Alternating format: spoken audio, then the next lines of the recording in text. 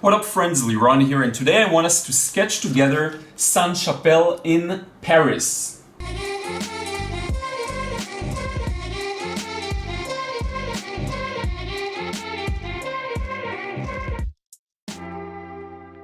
What's up friends, Liron here. Thank you for joining me in another video. As I mentioned, today we will be sketching Sainte-Chapelle, which is a beautiful, beautiful place in Paris, and I just love this image as well.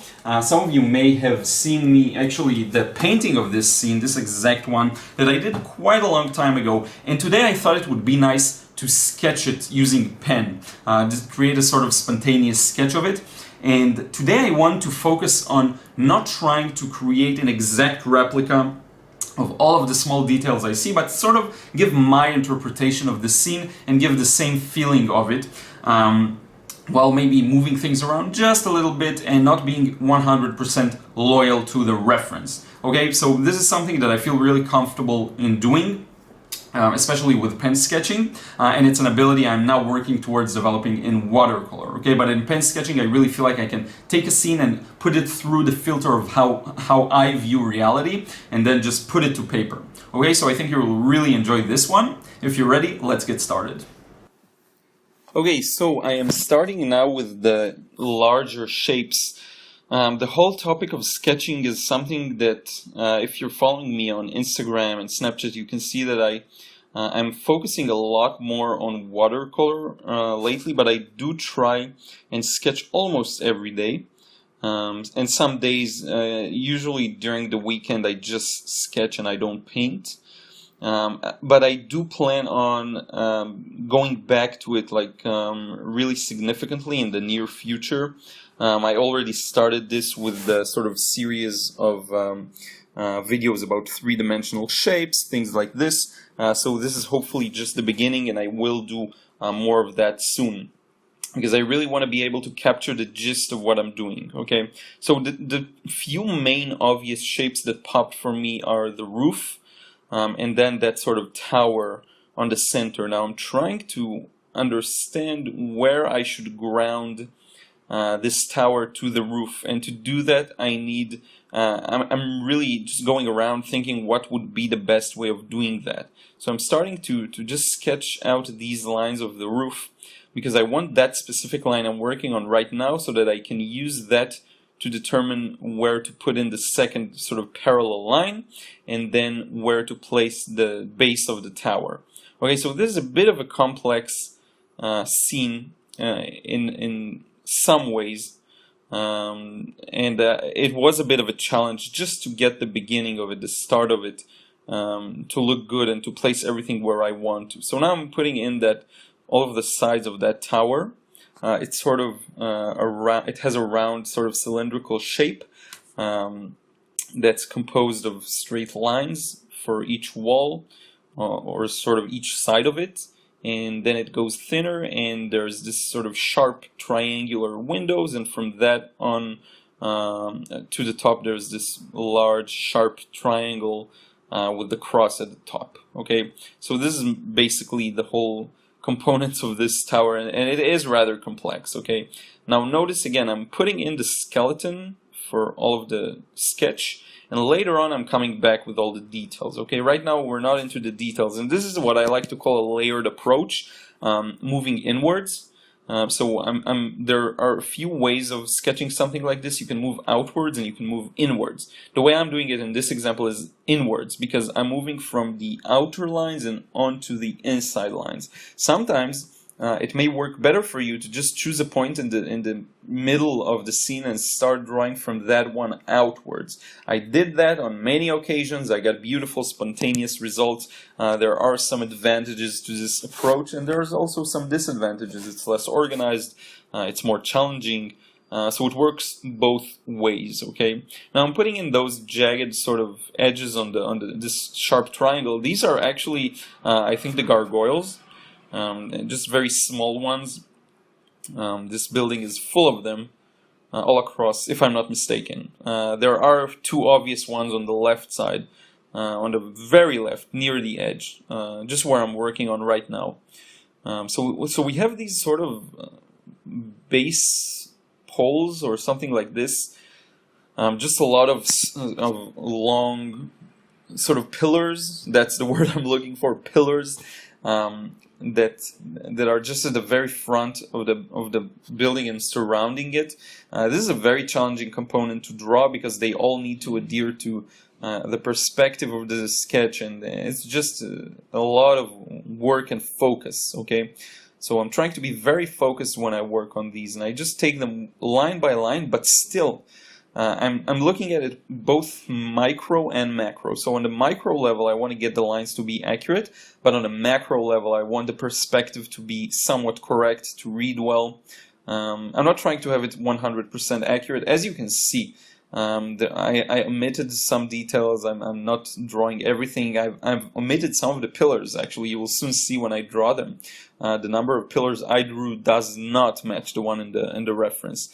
And it's just because I don't feel the need or like I have to get it exactly accurate. Okay, as long as I get the general impression of the sketch and then I get the values to look accurate, that's good enough for me. And I think I have a good ability in simplifying these types of sketches, which is something I'm trying to start doing better in my watercolor work right now.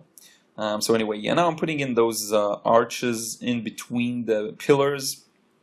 Again, moving inwards. So I'm putting as few details as I can, just to get the shape, and then later on I'll put in some more of the actual details of the windows, the window panes, the frames, things like this. Okay.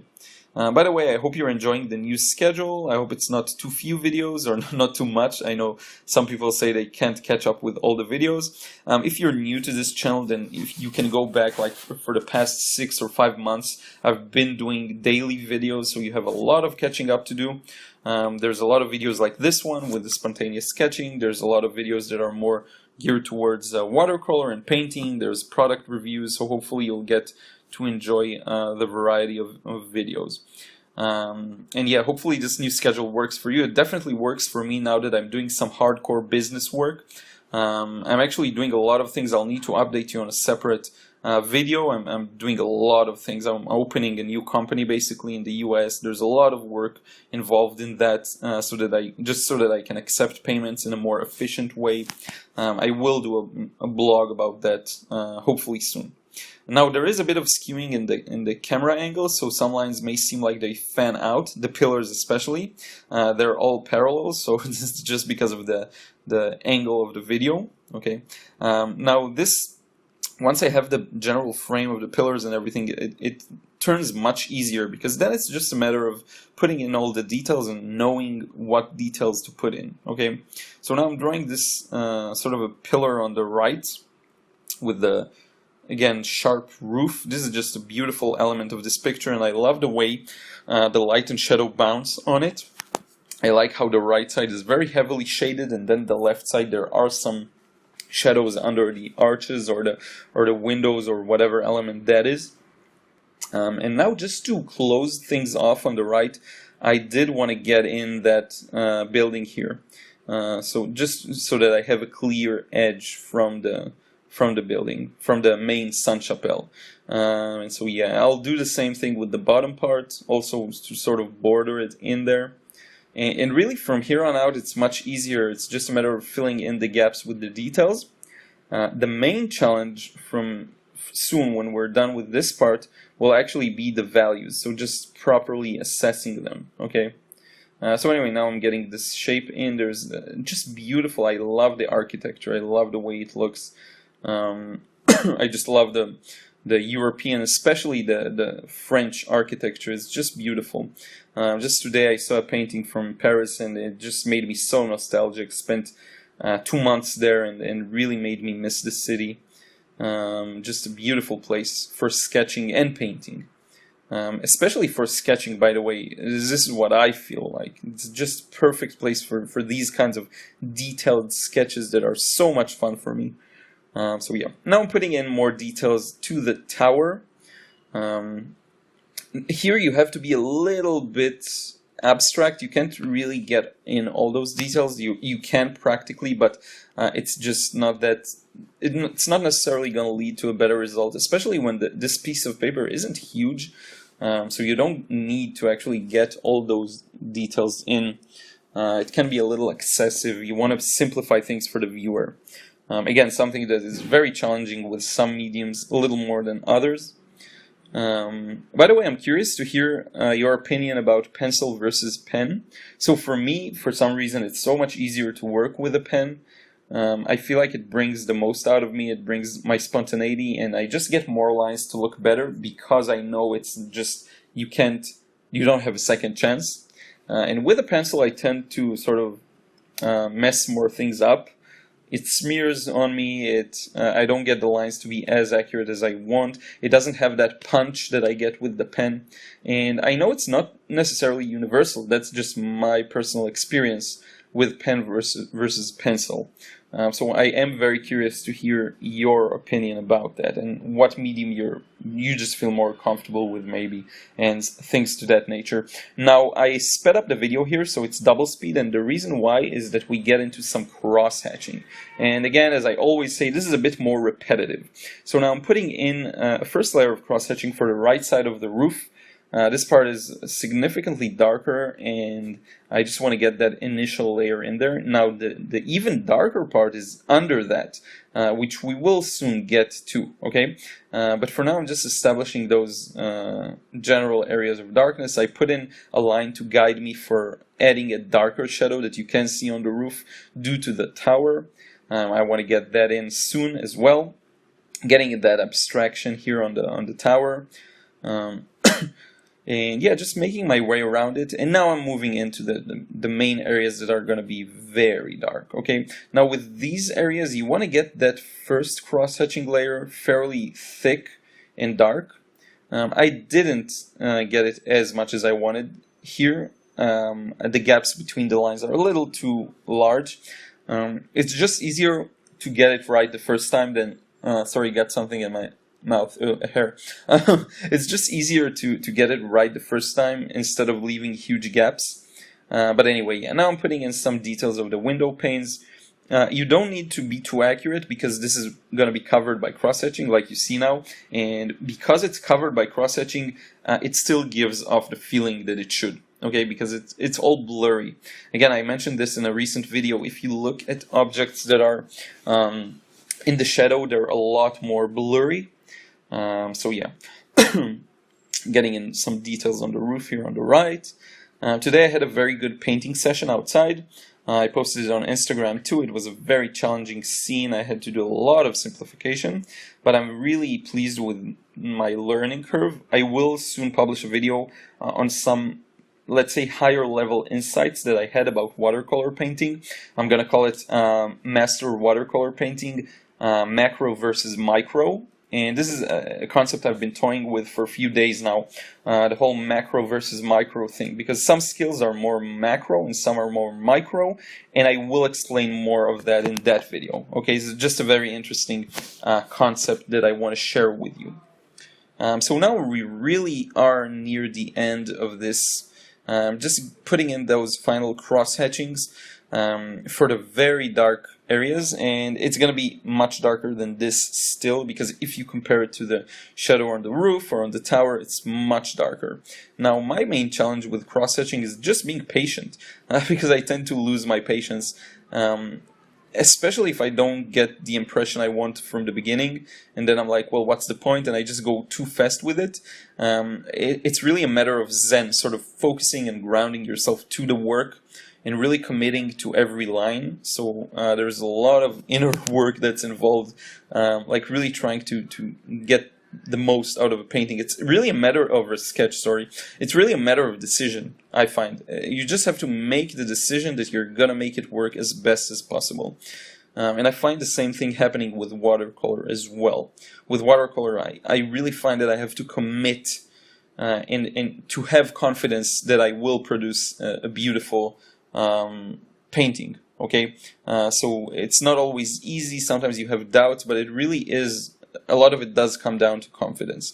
So now I'm putting in the darkest darks here, just strong shadows under the sort of framework or like window panes and all of that.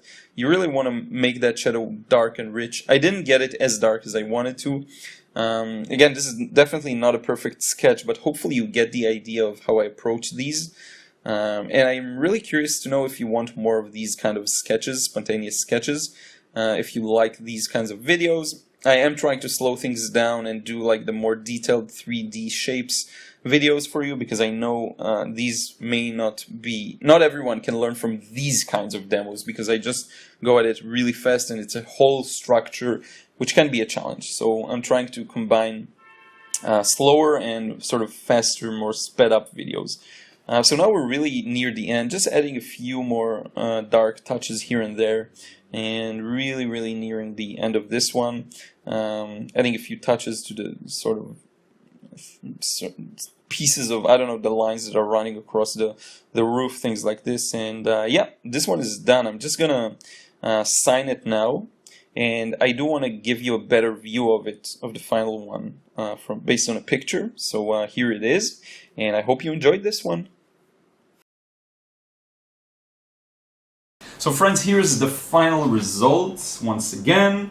I really hope you enjoyed this sketching session. As I mentioned, and as I did in the process, you see I didn't follow the reference 100%, and I think that's part of the fun. You can omit many details, leave things out, maybe add new things of your own if you feel creative at that moment.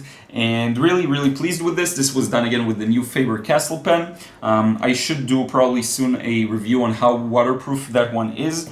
Hopefully I will get to that soon.